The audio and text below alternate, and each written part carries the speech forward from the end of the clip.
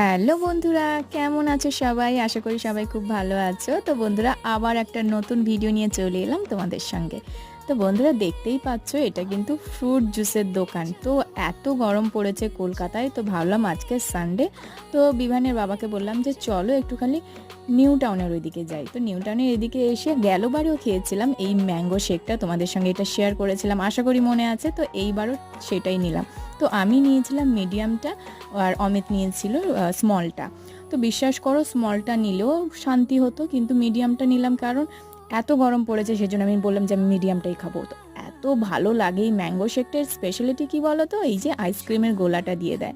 তো যাই হোক খেয়ে দিয়ে চলে এলাম আমরা বসতে এক জায়গায় গল্প করতে। তারপরে দেখো বিভান কিন্তু ওই দূরে পেছনে খেলা করছে, একদম পেছনে দেখতে পাই। তারপরে আমরা বেরিয়ে পড়লাম বাড়ির দিকে। তো বন্ধুরা তোমরা গরমে কোথায় কি ছুটি কাটাচ্ছ অবশ্যই কিন্তু জানাতে ভুলো না কমেন্ট। টাটা বন্ধুরা।